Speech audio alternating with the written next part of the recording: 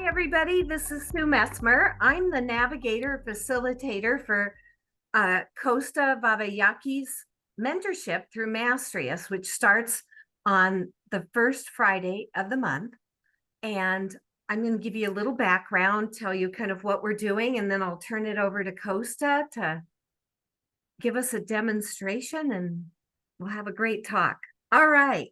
Well, in his description on the mentor page in Mastrius, Costa says, nature and classical art stand as my enduring muses, serving as both guides and well springs of information.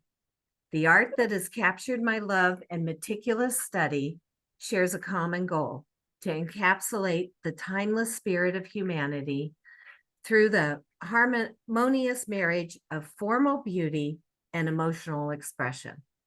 What a great comment to discuss this. So Costa is on the faculty at the Art Students League of New York. He's been there for over 2 decades. He also teaches out of his studio in Brooklyn, and he's taught at many other places. And so today Costa is going to do a demo, kind of a start of a portrait on tone paper using graphite and white chalk.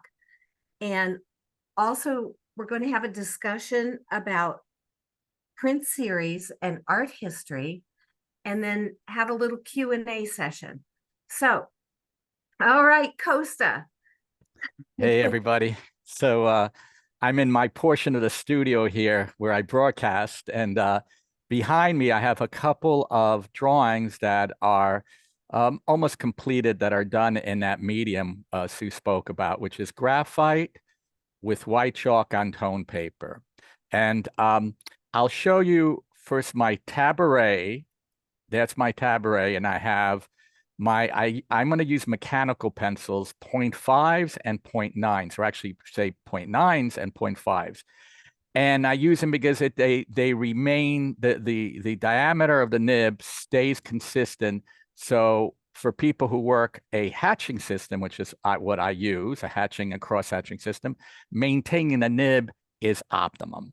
And you see on over to next is all these white pencil instruments all ready to go. no need to sharpen. I am, very, and also, by the way, you see all the mechanical instruments there. They're individually marked. So I know by color, by tone and color, what they are. So I do not take my eye off my target, my muse at all. I'm going to show you now the arrangement that I have. I have the monitor set and the easel with the paper set at a 45 degree. So when I'm walking up to the easel and monitor, I rotate my hips to my subject, to the monitor, and then rotate my shoulder girdle just to the format right in the middle, and I have both in my cone of vision. Now, what you're going to see today when I'm working, and this is what we do a lot in classes, my remote classes, we work side by side. You're not going to see me.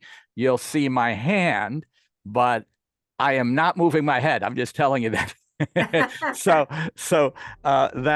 Enjoying the video? Don't forget to like, subscribe, and click the bell to be notified when new Mastrius videos are added. And this is going to be a 15 to 20 minute start. So here we go. So I will always start, let's say, a 0.9 kneaded eraser, and you'll see how quickly I'll use the white chalk. But first things first, always designing on a page. And we design by enveloping the positive space.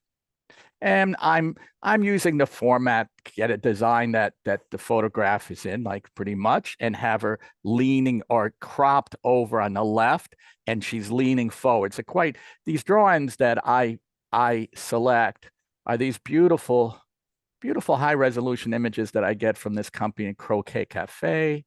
That is a very nice, I rarely erase, by the way. A kneaded eraser is the eraser that we use. It's our all-purpose eraser because it's the most pliable, the most benign on the page, and it doesn't leave any shavings. Now, I'm establishing right away. I established a scale, pretty much. It's pretty liberal as far as taking over the page. But I usually, when we draw the head, and this is a bust, right? I'll split it in threes: crown to brow ridge to septum. The septum's right in the middle of the nostrils. And then from septum to cleft of the chin in thirds. And when I say thirds, I mean statistical thirds that depend on, of course, proportion, personal physiognomy, and proportion. I'll also, as I draw, I'll also shade as I go. Now, this is very interesting here. It's mostly top front lit, and she has a darker complexion as well. So really, the shadows are a small percentage. They start like, and this is a 7/8, by the way. It's a 7/8, rotated 7/8, and her eyes are rotated towards us, because the eye is a feature, it's a secondary form, can rotate upon a rotation. In other words, eyes move according to where we want to gaze, not necessarily where the aspect or rotation of our head is. Obviously, in this case, her head is rotated 7/8 to her right, and she's looking over to her left towards us, or towards herself if she's in the mirror, or whatever. Now, so also I'm shading, the reason I'm shading the upper lip is because the upper lip is a down plane. And the bottom lip turns up and catches light. So I have pretty much designed, everything needed. And within the first couple minutes, we have our schema down. And that's what we want to, that's our goal, to have an idea down. And then we'll move it around as we inform it more and more. Now, I'm going to move to a white pencil right away. Why? Because I can. That's actually true, because we can. And if this was a gouache, if I was using a gouache, well, of course it would be an end game, meaning that you can't reverse a gouache. But this chalk, by the way, the company that I'm using these pencils, these chalks, they make 3 pencils, this New Jersey company called Generals. Generals is one of a really good pencil companies, or they do all kind of drawing products, but they're known for their charcoal series. And like I said, they're in Jersey, across the river here. They have a great factory, and you could visit them. You make an appointment, you could visit them. It's kind of cool. So right now, I've established, you see, right away, I've established the highlights right away. In fact, now highlights, so we know highlights are really reflections on a dominant plane break towards the light. That's what highlights are. So they actually move with you, but they're not moving. She's still, and we're not moving around. So they're not moving around. Okay. Now, I'm hitting the highlight regions very lightly, so that actually, even though it does in this broadcast, it looks like it pops out a little bit, but actually they're pretty middle ground. They're not that light yet, because basically what I'm going to do in this system, in this procedure, is start developing values. And as I do, I'm going to make the lights lighter and lighter, and then cover areas, or make the darks darker and darker, and see where the value of the paper will be in its value degree. In other words, the value of the paper is going to be some value that we see in our subject. And I don't really make, I let the drawing start developing. I don't really even want to make, I want to have the fun of experiencing. So I try to kind of be a open slate. Now you see also there's prominent highlights in the eye region, because basically highlights, we said, are reflections. So they, there's three factors that affect the bounce of light, the luminosity of highlights. There's trajectory, or the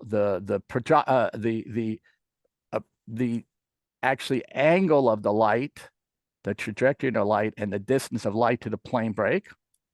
The sharpness of the plane break, and then the viscosity of the plane break, meaning that the wetter it is, the more bounce of light.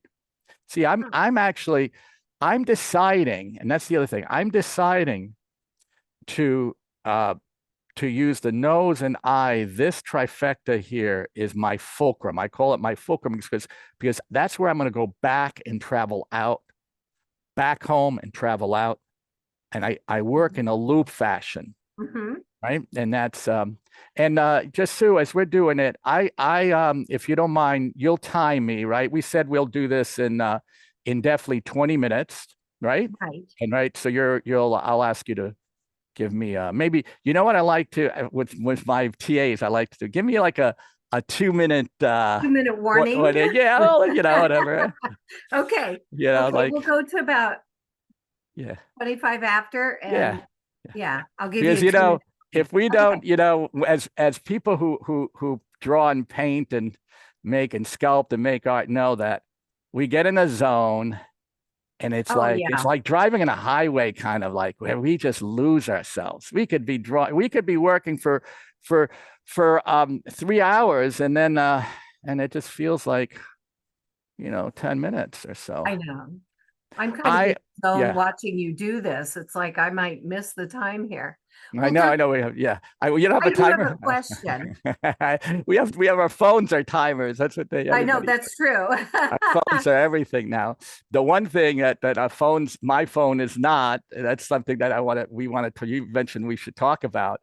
I tell people, students particularly, do not look at images on your phone.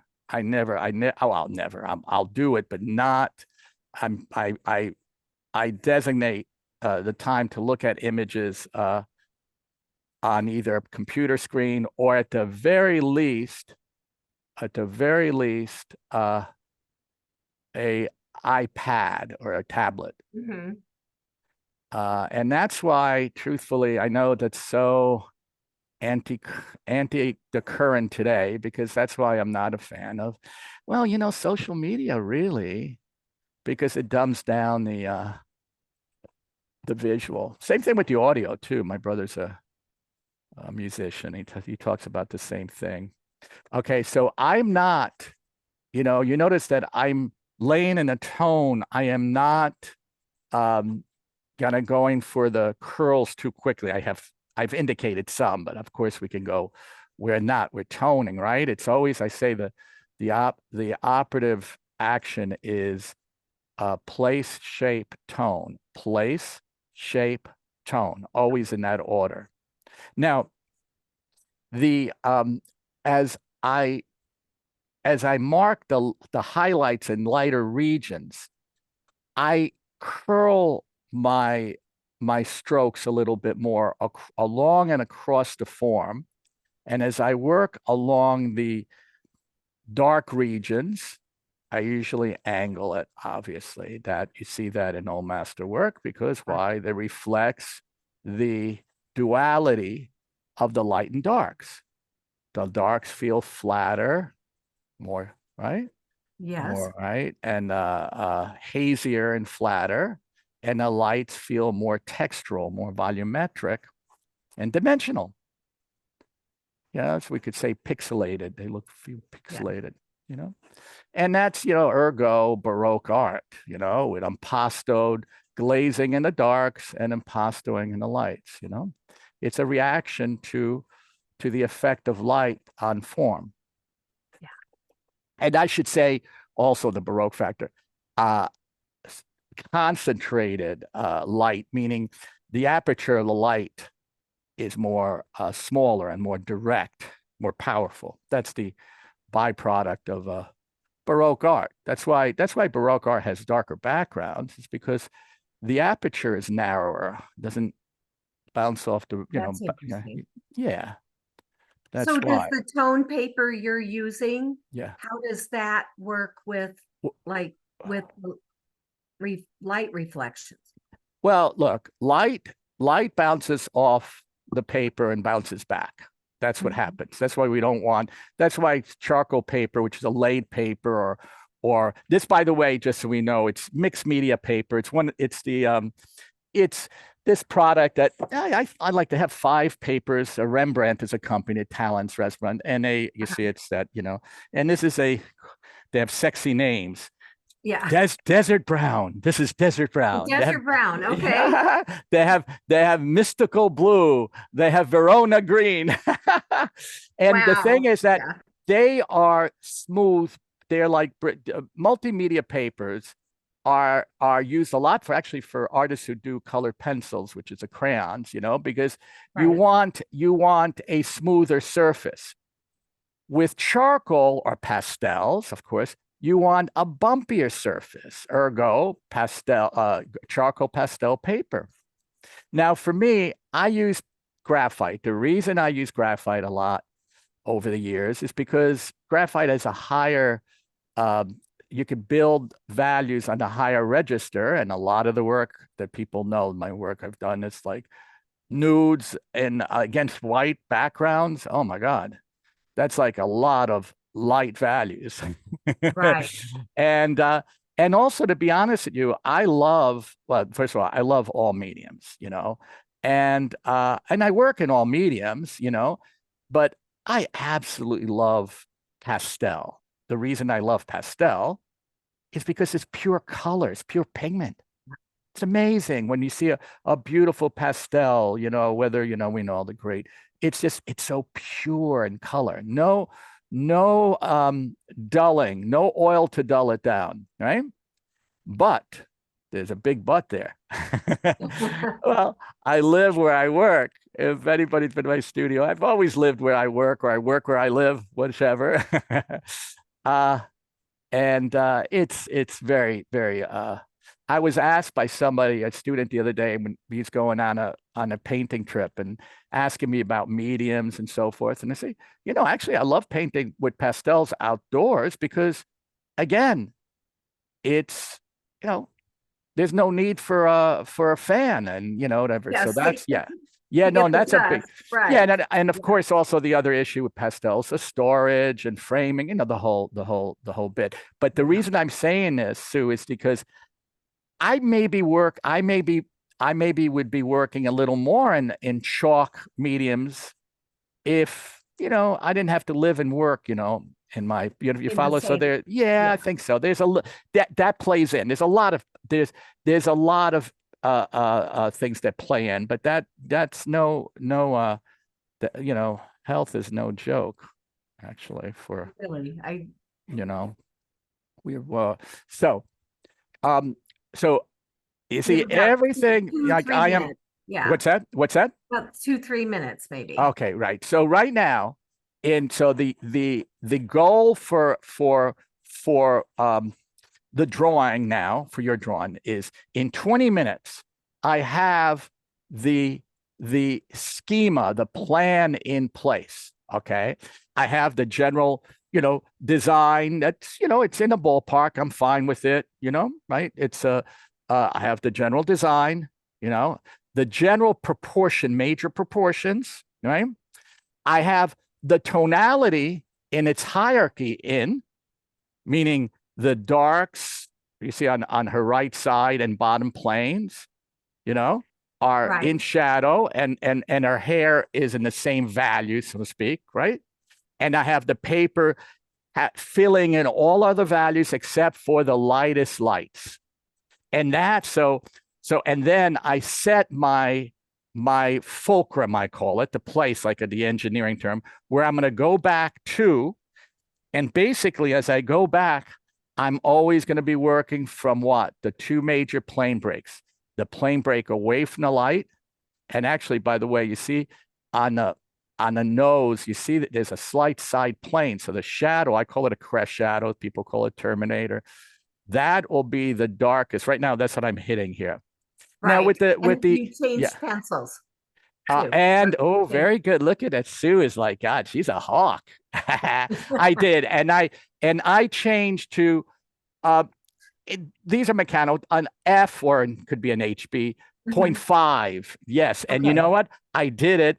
And I know a lot of times when I do these demos, I try to explain a lot of things, but you're trying to concentrate working as well, focusing on and yes, I do it subconsciously or intuitively, I should say. Right. I switched to the 0.5, which is a thinner, because I didn't require a wider one, or I required a thinner demarcation, which is right now what I'm doing. I wanted a little finer and thinner so I can build it more subtlety and also get into an area that's smaller. Basically, and then I don't know what is like here, like this value here, I might use a tone. Right now, it's just the beginning of this process that eventually I'll make it look like these highly rendered drawings if I continue it. Right. So that's basically it, guys. Right? That's our 20-minute demo on a lay-in. Now, here, I'm going to do one thing. I should actually have been prepared. I'm going to now go to our lecture. So what we're going to do now, so we're going to switch to, we're going to go off OBS,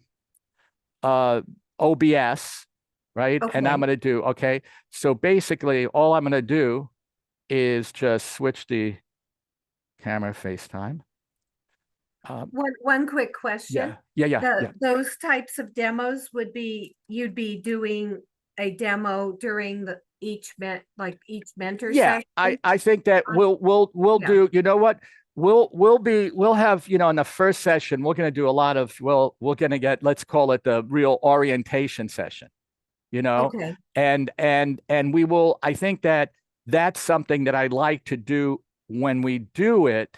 The thing is, the great thing is that people can draw with me. You follow? That's so it's cool. Not just a demo, and that's this amazing thing. It's not just a demo. It's the fact that I'm just going to make sure. Hang on a second. I'm just going to get off. So we are off OBS. You're just seeing me now. Okay, right? Good. Yes. I want to do one thing here just for a second. I'm going to pop up, which I should have done before. I said I was prepared, but I'm going to do one thing. And this is going to be just, this will be edited a bit too, obviously. They'll have to cut and paste a little bit. What I'm doing here, I'm just going to pull up just so people can see what a drawing on tone paper can eventually look like. Great. Well, I guess, I'll just do one of the Connies. In fact, I would say this is a big one because, Connie, African-American woman, one of my major muses. Oh my God, we've worked together. Connie and I've grown up together. I've grown up, or we've grown old together, I should say. I should say. We're the same age. So we've been working together for quarter of a century, really a quarter of a century. So I'm going to show you in a way, kind of like these are examples of Connie. Okay. So let's say, here we go. So I'm going to share my screen now. Okay. Great. And that's basically what we're going to do now, share. And then, so I'm going to pop up a couple Connies. Okay. Just to give you now, this Connie we're going to look at right now is, and it should probably be, I'm going to do something. It's funny because I find it, I'm going to up the exposure a little bit. I find it a little bit, to, I'll do it that way. Look, I'm doing some photo editing as we go. So yeah, but this like, so here's an example of a pencil, a graphite drawing done and Connie is now, she's also in a dark end. I don't like to, because complexion varies in degrees. So I don't like, to black and white things, obviously. You know what I mean? Like, right. I'm like, I think, I don't know what your complexion, my complexion is olive skin, let's say, Mediterranean. People, so, or the gal that we drew just before, in the picture was a very, lighter on the dark side, but Connie is quite dark, okay? Then, now, how long do you think this drawing took? Yeah, so Sue, you could ask me how long did it? Okay, how long did it take, Costa? I have no freaking idea, and I don't even want to know. That's the problem, I don't, because it's like takes a long time to develop this, a long freaking time, amazing. Absolutely amazing. And this is done from life, by the way. Just so, I know we work from photos post-pandemic, but I prefer work from life. And anyway, we can talk about that in the future. But now, so I'm giving you an example of a Connie that on white paper. But now, and I really think I went back when I was working with her 25 years ago. That's when I started going back into tone paper. Now, this is one that's pretty developed of a Connie, a small, a 12 by 9, I think it is. It's interesting. It's done on, yeah, I don't know if you see it there. It says 90, whatever the number 90, it says old money mint cover paper. I don't know if you see it. Yeah. So these are recycled. These are tree-free papers that I think Crane's Crest was putting out. Anyway, I always like to explore different drawings. Different papers. So here we go.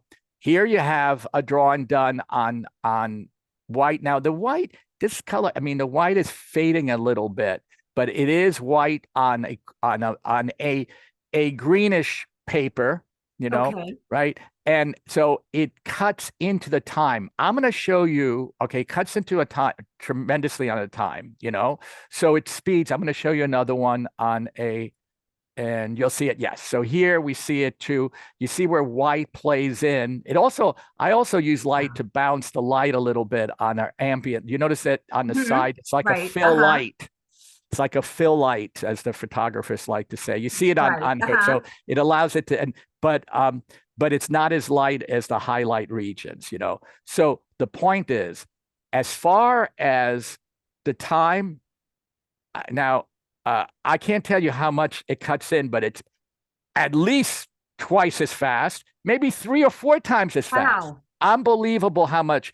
And I'm going to finally show you a drawing of Connie done in, and this is the important thing. And like I said, in broadcasts, we do our best we can, but that's why I love to use shared screen so we see the actual, the unadulterated, really high resolution images. I'm going to pop up a drawing that I did of Connie when she was sitting for one of my paintings, and she came in pigtails, and I thought she looked so cute in pigtails. I had to put my paint brushes down and asked her to pose. And I remember it was 2 20-minute sessions, but this is the important thing. You'll see how in 20 minutes, why is that? Oh, that's low resolution. Oh my God. Hang on one second. I can't blow that up. I apologize. Hold on. So that I'm just going to go back to we're seeing my under the hood. This is under the hood drawings. And that's, what is that? Connie XII. Connie, there it is. High resolution. It's got to be high resolution, not low resolution. Oh my God. Okay, so here, this drawing, I'm going to pop it up, I like this drawing and I like to show it. Well, because I didn't take it any further. But this is but in 40 minutes and 20 minutes, right? Right, done in, remember we say place, shape, tone? Right. Well, this tells the story. In fact, not only that, we could imagine everything now. We could even pop it up even more And look, you could even imagine that there's like the viscosity of her skin. You see what I'm saying? It looks like oily skin, doesn't it? Mm-hmm. Well, that's because the highlights are put in the right place, you know, and it's really, look how much work. Now, how about that? Now we could say, I could honestly say that's a 40-minute, like or let's say 30-minute, a half-hour drawing. Wow. Yeah. And it doesn't look more than that, you know, because like we say, these works, you know, a Leonardo da Vinci drawing done in half an hour looks like a Leonardo da Vinci drawing done in half an hour. Anyway, that's why, and these are all graphite on white on tone paper, except for the first one. So anyway, so that is the reason why, blah, blah, blah. So now what I want to do, we have, you know, the great thing about living in New York, guys, is I have to say I've been so lucky to be born in New York because of the access to culture, to the arts, to the museums, and we have, you know, we have the Metropolitan Museum, of course, which is probably one of the most probably arguably the greatest museum on the planet. We could argue that because of its scope and its quality and scope. Right. And we also have, I'll call it the old pre-acronym Museum of Modern Art, before it became this mega corporation, before it became MoMA. Well, they have a wonderful, I'm just popping up these images, by the way, as we're talking. A wonderful exhibition on the great artist and printmaker, drawer, printmaker, and sculptor, Keta Kowitz, and woman artist, one of the most important artists, I think. And it's a splendid show, a great retrospective. I have to open, when I use preview, I always have to open them twice for them to open properly. There we go. So here, and this is what I like to do, and definitely, I would say for sure, Sue, what I'm doing right now is definitely what we're going to be doing in our mentoring, because it is the thing is that art history is pretty much taken over by art historians, you know, and you know and I think that, you know, we want to take the time to look at art, and also this is the other thing, like I said to you earlier, the images, all these images are high resolution images, and all these images are open source. That's what's so great about them. That's yeah, well, you know, anything before that's not, you know, 20th century is not copyrighted, it's open source. So, you know, you can access them in different museums.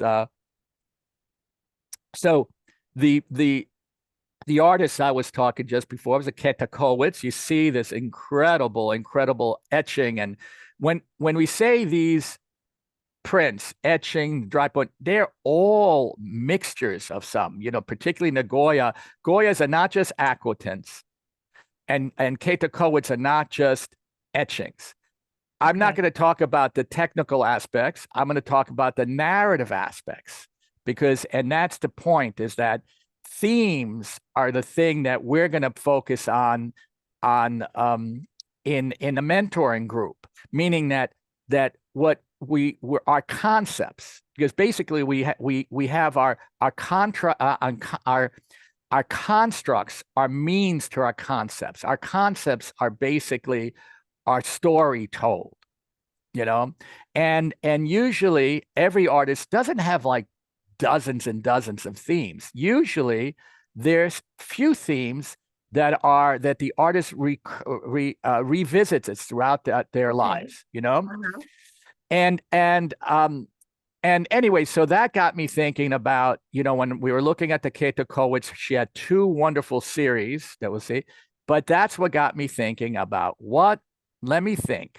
That's what I do, basically. Let me find the print series that are the seminal print series in history. And that's what we're going to do for the next 15 or so minutes. Okay.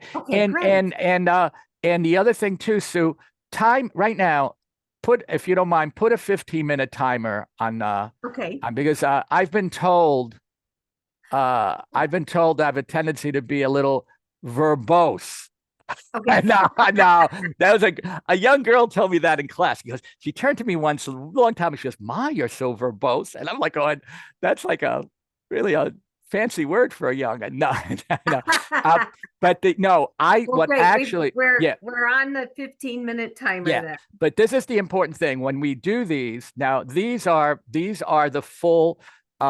This is Albert Dur's. Albert Dur's. I'm putting on my thing here. Okay. 15 woodcuts. These are woodcuts. Basically, Albert Durr was an amazing. Well, we know he was the Northern Renaissance artist, as we know. Lived a pretty much parallel time as Raphael. So Albert Durr. This series is called The Apocalypse. It's a series of 15 woodcuts. They were published in 1498. They're depicting various scenes for the Book of Revelation, and brought him fame. This was really brought him fame because that's the thing what artists were doing. They were like, that's how they can promote their work. Obviously, paintings weren't carried from country to region to region. Right. So these are the 15, and I'm gonna pop up the 2. This is the first one. Oh shoot, I should have the I didn't do my this is St. John the Baptist to use baptism, yeah. And this is the 4 horsemen right next to which is a beautiful of the apocalypse. Now, I want to say this is what we do. I don't want to be the only person talking, by the way. I think the great thing about classes and the mentoring thing, it's it's a collaboration. Right. We're gonna be, and this is so great when I do these. I blow them up, we look at them, we look at them, and we comment. And the only thing, obviously, we ask people is to have their mute on, but I always tell people, like, let's, get used to the mute on, off, because, I'd rather hear a person's voice than have to. For me, I get thrown off by, the chat and all that stuff. I'd rather hear a person and see a person, Sounds Anyway, good. This is, believe it or not, a woodcut. Amazing. The craftsmanship, because basically, that, and then again, these, so themes could be biblical, either new or old, mythological. Well, let's see. This is biblical, okay? Obviously, right? Book of Revelations. Let's go to the next one. Wow. Now, these are interesting. These are Hendrik Goltzius, who also was an amazing engraver, who stopped engraving. Interesting. And he was painting for the last 2 decades of his life, Oh, wow. But he collaborated with Cornelius von Haarlem of these 4 disgraces done in 1588. These are all chronological. They're extraordinary. Now, I'm going to show you, because all the, they're Ixion, Icarus, Phaeton, and Tantalus, all falling from grace, right? Well, we know the Icarus and Daedalus story, right? Uh-huh. Look at the muscles. Wow. Yeah, and it's the engraving, and you see his father. You see where his father is, and you see there he is tumbling down, because what his father, remember the whole story. We're not going to, again, get into it. We don't have time to get into it too much, but it's like basically his father, he built wings to escape from the prison, from Crete, where he was imprisoned, because he built a labyrinth, right? And he told his son, because these are now lessons of moderation, moral tales, biblical moral tales, okay? That don't fly too close to the water, because the moisture, the mist will deter the wings. As he built these wings with and glued them with beeswax. And don't fly too high, too close to the sun. Water. Of course, yes, and that's it. But incredible, amazing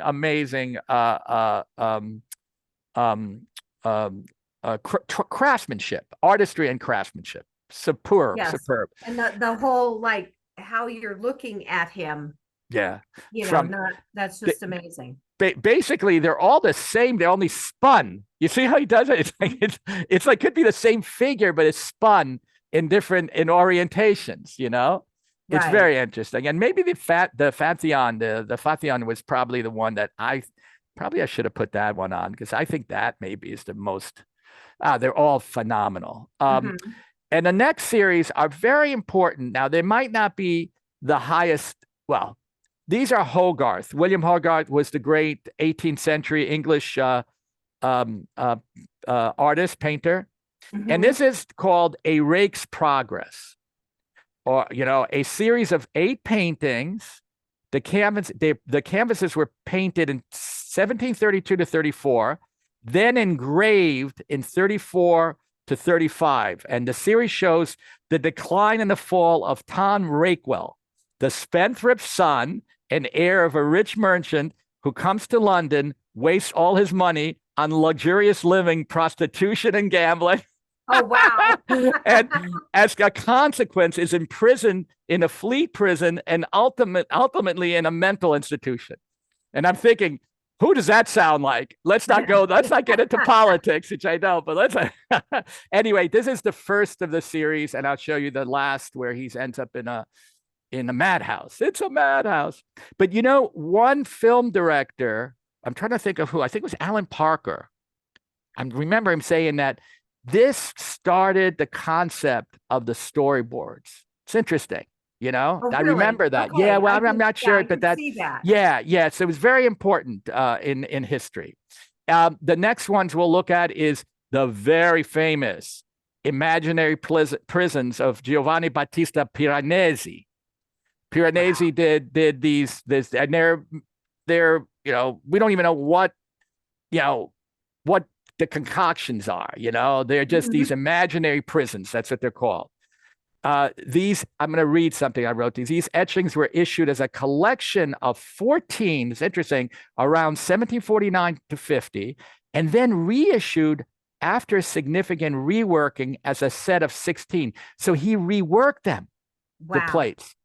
And so this is, the title and reworked one, this title, and this is another horizontal that he reworked from the first another. They're amazing, and these are strict etchings. Because of course, Piranesi really chronicled Rome, as we know. He's the great documenter of architecture in Rome, right? That's and so those are other great achievements. And so we'll say with the Hogarth, I'm just going to themes. I'm going to keep with the themes, right? Hogarth would be also a moral tale, but only more contemporary. Let's say, of Vavagiakis. So, and these are architectural fantasies. That's basically it. Architectural fantasies, and they're phenomenal. They're these immense, ambiguous structures. They're so filled with like wonderment. So dense and dark. Okay, so then, of course, dense and dark, we got to go with Goya. Oh, my Goya. Oh, my Goya. We say Goya. Oh, my Goya. These are the caprices, Los Caprices, which were 80. This is just a one sheet. That's 1 to 24. But these are 80 of these. Wow. Goya described the series. This is what he said. The innumerable foibles or follies to be found in any civilized society, and from the common prejudices, deceitful practices with which custom, ignorance, and self-interest have made us usual. This could be today. These themes do not end. Why is this so big? Hold on, there you go. These are wonderful. I'm not even, we'll just go through them, like we said, because we have, how much time we have? About 5 minutes.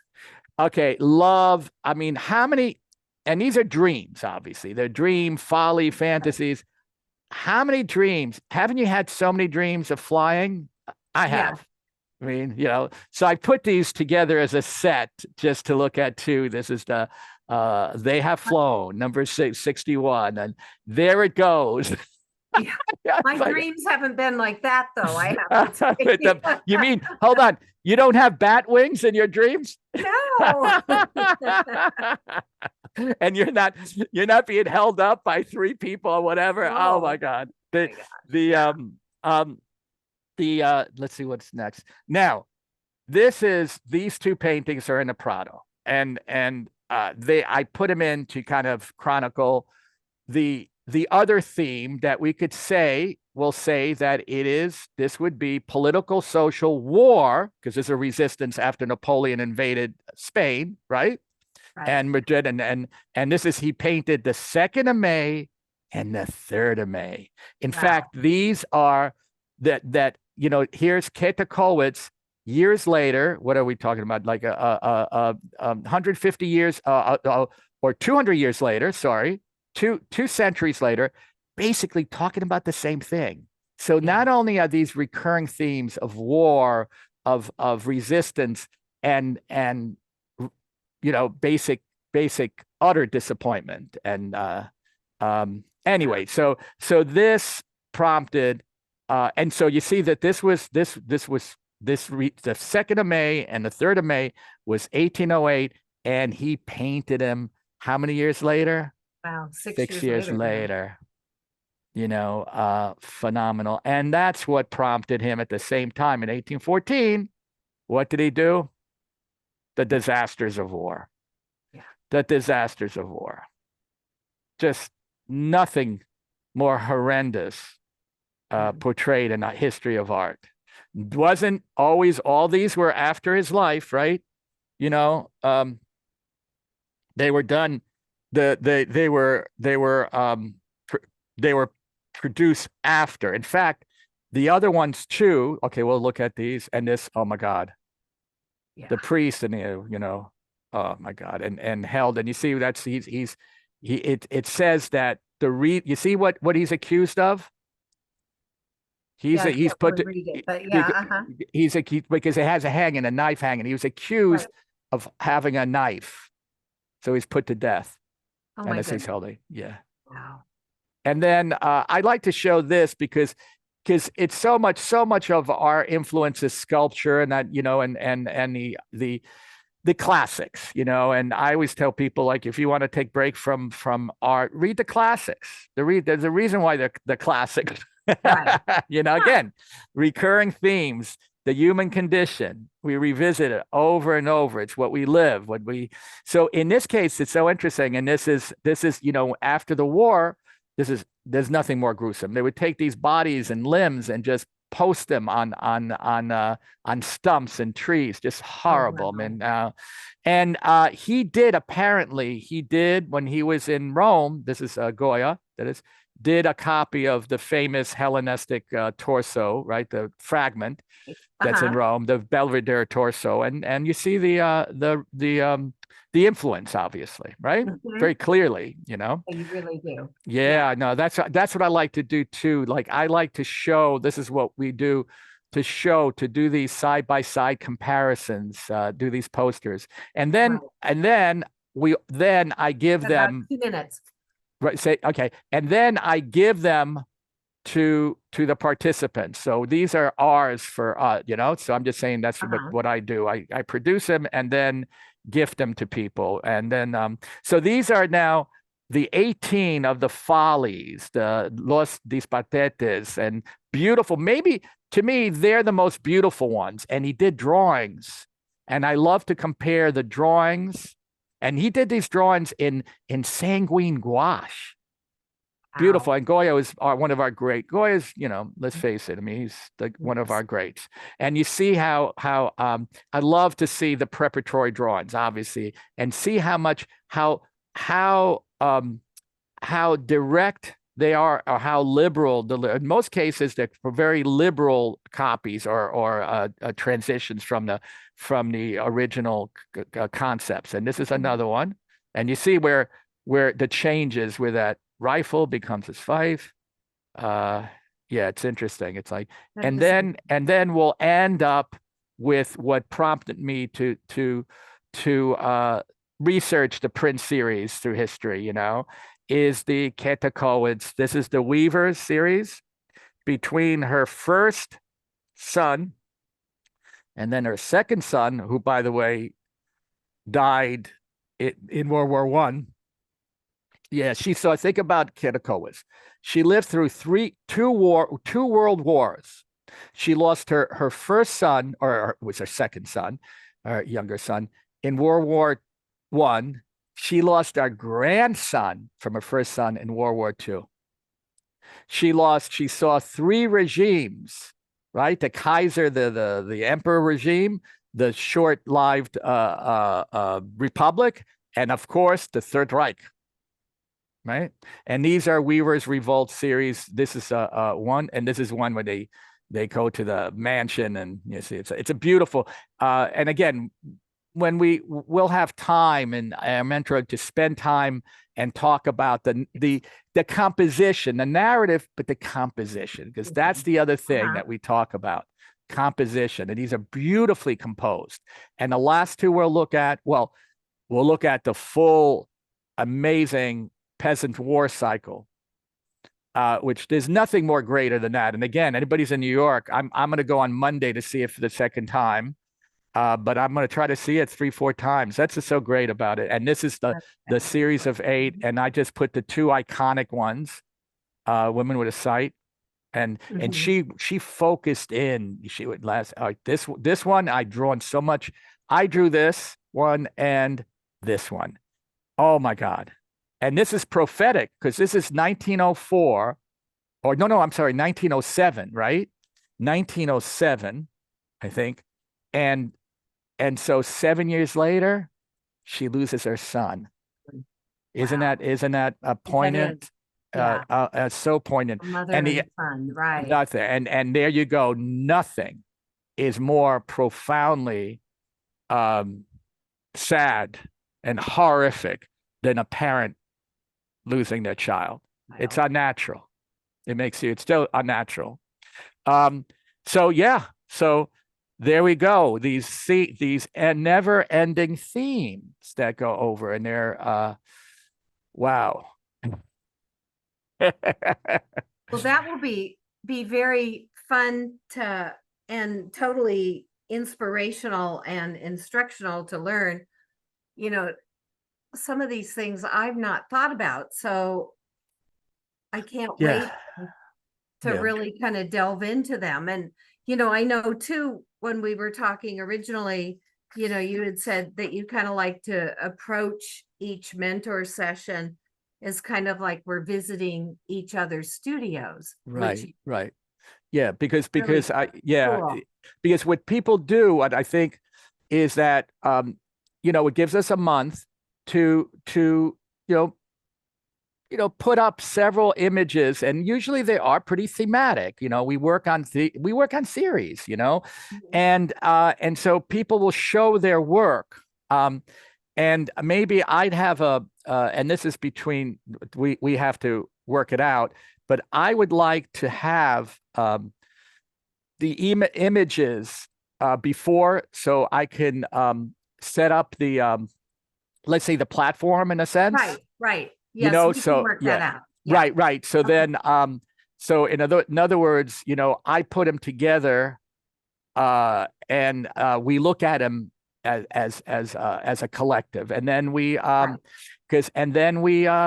we talk about them, and of course the artist, the producer, will talk about their work, and it's very important for the artist to articulate. Well, I would say this couple things. So I remember I've taught for almost 30 years now. So, and I've been blessed to have like amazing students that become professional artists, And I remember it was probably like maybe 15 to 20 years ago, I had a real core of amazingly young, talented artists that were, about to graduate. I would say, no matter where, if you go to matriculated school or non-matriculated school, like the Art Students League, I would say, there's a reason why the 4 to 6 year is the norm for any kind of higher education, 4 years undergrad, 6 years master's, right? because that's the time it takes. And why would fine art be any different? Of course, and intense study, thorough study. So, but the thing that I find, and this is where I try to fill the gap, that what I found over the years of teaching at the Art Students League, great nuts and bolts academy. I mean, in fact, better than universities, because a lot of times, let's face it, for representational art, particularly, and I would say also non-representational art, the craft element has just been buried a lot. That has not been as focused as it's, except for printmaking. Ironically, that's the technical. Really, you really learn technique in printmaking, but in painting, in drawing, not as much. And at least in my opinion. So the Art Students League, a lot of nuts and bolts talk, technical talk, which is wonderful. And in fact, a lot of people who come to school graduate. I've had so many graduates from different universities come, and to get their formal technical training that they didn't get in the universities. And but now, what's the missing link? Well, art history. Yeah. Literature. And so to me, that's why art history, we've got to know our history. We've got to know our history. We stand on the shoulders of others, and you don't become a great artist without understanding what great art is and where great art came from. Every great artist has a thorough understanding of history. So at that, and also the reason I brought up the students now, okay, so now go back in time, they come for a studio visit here. They're actually in this, because I've been here 20 years. So I know it was probably around, that time, 18 years ago. And we're sitting here in this room, and I remember it to the day, and one of them, Benyad, was a really wonderful artist now. He turns and he goes, "What am I going to do now?" He goes, "I'm going to graduate." I mean, that was the ubiquitous question. What am I going to do now? I'm going to be on my own. And I told them, well, listen, you're going to make work independently. You're going to be still, researching, looking, copying art. You're going to still be all doing everything. You're still going to be studying, because you're never not going to be a student. Okay. But now you're going to be doing your independent studies throughout your life. That's what it is. Right. But how do you get the feedback? Well, you invite trusted, respected ones. It has to be trusted, respected ones to your studio. That's what you do. Mm-hmm. And so I told you, Sue, what we did when we were kids, when I say coming out of high school, because basically I did my curriculum. I just did a year in Queens College, and then I wasn't for me. So basically, I made my own curriculum. We were all very disciplined, a bunch of us, very disciplined and dedicated and serious. So what I did for us, what we would do is that we set up every month, every 2 months, it became a 3 or quarterly, I forget now, so many years ago, when we were teenagers, 18, 19 years old, 20 years old. What we would do is we would do our work, and then we'd all meet in one of our studios, one of our apartments, and we'd bring our work. And some of it was large. I don't know how we did it. I don't know if you remember. Some was fairly large. I remember one person working on large. I don't know. Guess he did drive a van. Now I'm thinking back then. It's interesting. So what we do is put up our work and basically talk about it. And one thing that we said, we were very clear on, that we were, respectful of each other. I think that was a good thing, none of this nonsense of, but also honest, and questioning, and I think that was an incredible, important, educational, a critical part in our artist development and our young artist development. I don't think that, I would have developed as well if I didn't have that experience. That's how important Well, it and was. you're going to recreate kind of that Yeah, whole experience yeah, with the that's it. mentorship. That's Well, it. we're right kind of at about 1 o'clock, or Yeah. what's my time, 4 o'clock your time. I'd Yeah. like to kind of show people how to go ahead and sign up. Yeah. Okay. Let me, yeah, maybe I need to, here we go. So here is your page on Mastrius, and people can go to mastrius.com and click on it. And then to find a mentor, you can read how it works, choose your mentor, and you can scroll down. You can go through, check out aspiring artists, emerging artists, and Costa's mentorship is for emerging artists. And then you can search for Costa right here.